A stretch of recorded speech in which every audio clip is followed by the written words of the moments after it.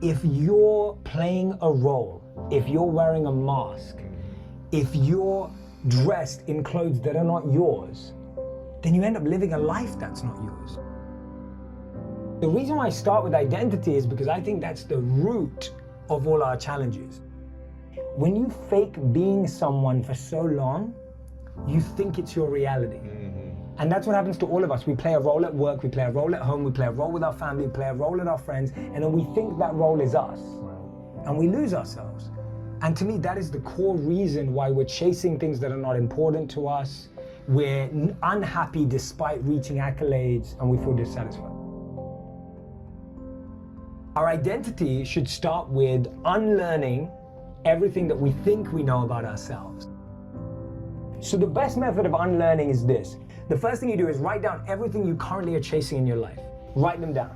You can write down 3, you can write down 5, you can write down 10, depending on how ambitious you are. Second line, ask yourself, what is the source of that? Where did you get that idea? Did you get that idea from a TV show you saw? Did you get that idea from your parents? Did you get that idea from your mom and your dad, your sister, your cousin? Did you get that idea because your friend just got proposed to on Instagram? Did you get that idea because your friend just got promoted? Did you get that idea because you just broke up? Or did you get that idea because you just feel it when you do it, that you feel alive? And then the third thing you ask yourself is, well, then what is mine? What is coming from inside of me?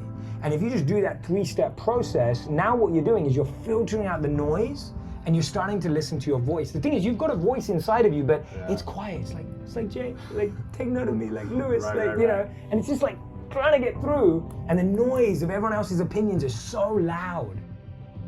One of the biggest mistakes we make is that we confuse inexperience with being unqualified. So because we've not tried a lot of things, we just naturally believe that we can't be that good at them. So if I've never spoken on a stage, I just think, oh, I'm probably not good at that.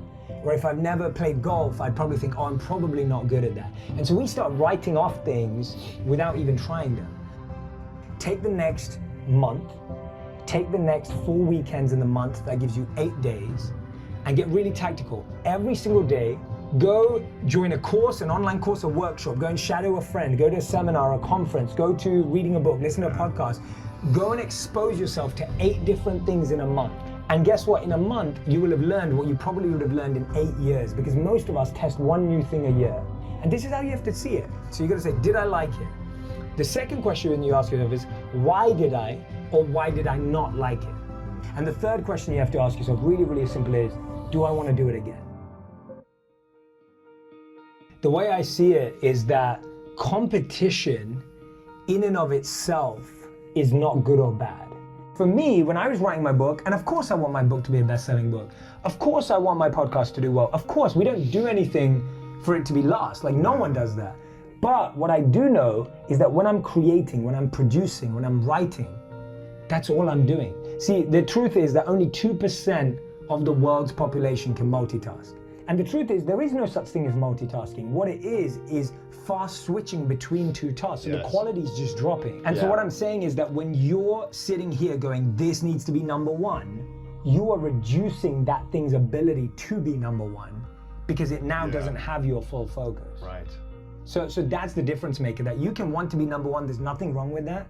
But you can't keep comparing what number 1 is to someone else's goal too, because everyone's got a different trajectory. Like there are some people that are kind of come in and do really well at one thing and you're going to do really well at another. And that's why competition has to first be in your space. Like don't compete in a space that's not yours. Right. Because now you're just trying to be someone else again and you get lost in identity. Exactly. The challenge is that we think things come with feelings and emotions, and guess what, they don't. When you think that I'm chasing money, guess what, you will get money. Yep. And that's great. Money is really important. Money is a really important resource.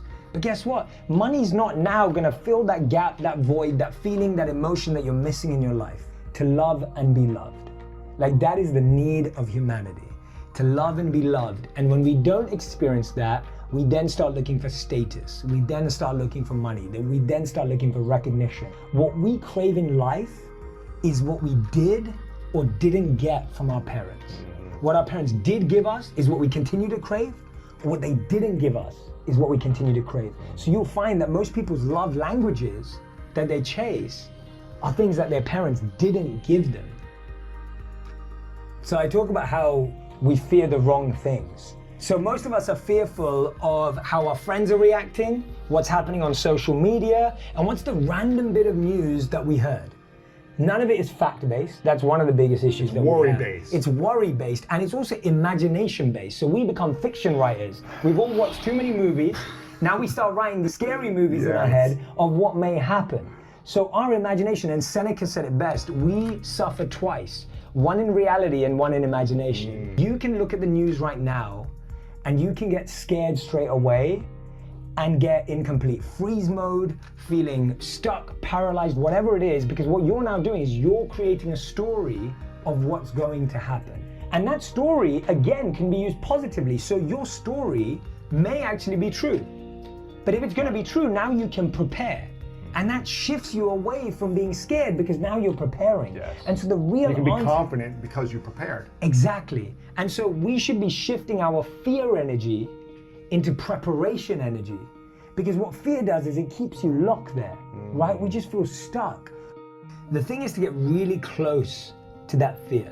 So what we usually do is embrace it, get close to it, get intimate with it. We run away from fear. We like to run away and go, oh, it's not coming with me. Or what we do is we hear one thing and we define the whole understanding of our fear based on that one thing. Yes. So it's like someone, and I'll give you a normal example in a normal life scenario. Yes. Someone says to you in the office, you know that they're gonna cut a few people. And you don't even check. You don't even know. Real? And now you just made it real, and now you're running with it, and you're trying to run away from it. So you're trying to avoid conversations with your boss. You're trying to avoid any conflict. You're trying to, you're just trying to avoid it. And so actually what you need to do is go, okay, let me actually discover that fear. Let me go intimate with that fear. Let me ask myself, where's that fear coming from? What am I really scared of? What am I really scared of? Am I really scared of losing my job? Am I scared of not having any money? What am I really scared of? And when you get to the root, and I call it the why ladder in the book. So it's asking yourself, what am I scared of? And then go, why am I scared of this? Why am I scared of this? Why am I scared of this? And when you can't ask why any longer, you've got to the answer, and that's what you have to deal with. Most of us are not dealing with what we're actually scared of. I believe self-doubt is the killer of dreams. And I believe that, and you have this amazing graph in here, it's about ego versus self-esteem. How do we build self-belief, self-esteem, self-confidence, while also not allowing our ego to be so big and think we can just do anything?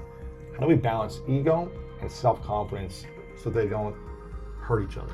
Yeah, absolutely. And what we experience most of the time is extremes.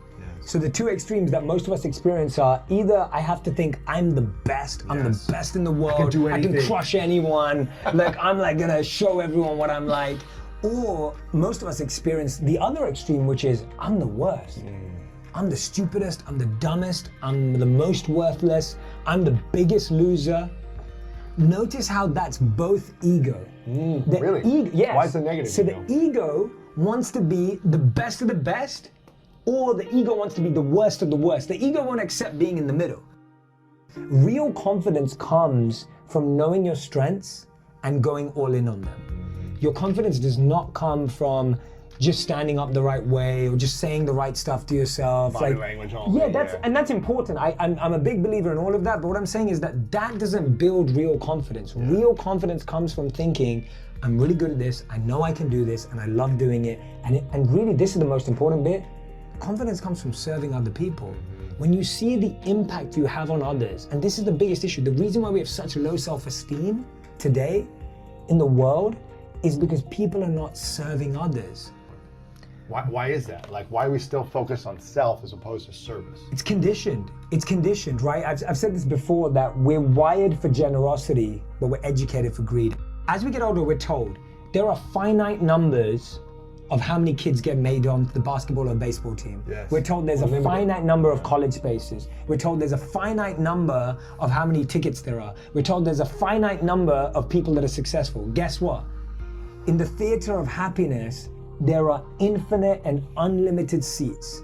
There is a seat with your name on it in the theater of dreams, in the theater of happiness, but you think that because you think that there are only 100 people allowed in, that if someone else makes it before you, that you don't get in. And guess what? Is there a cap on how many billionaires there are in the world? No. No. Is there a cap on how many millionaires there are in the world? No. No. Is there a cap on how many happy people there are in the world? No. And that's why I really am encouraging Forbes.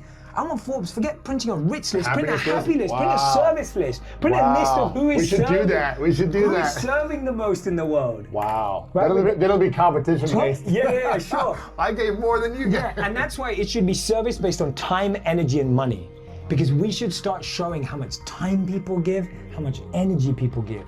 Mother Teresa, I don't think she gave any money to her charities. Right. But she gave a lot of time and energy. Yeah. You know, you look at all the people who made a change in the world, Martin Luther King, Gandhi, like, they may not have given a lot of money to stuff. Yeah, they gave time and energy. You don't have to give resources, but your resourcefulness, your love, your time, your focus, your attention, your compassion. Love that. Resourcefulness of the heart, not of the wallet, I think is Love key. that. And you don't need to have a lot of money to make a big impact.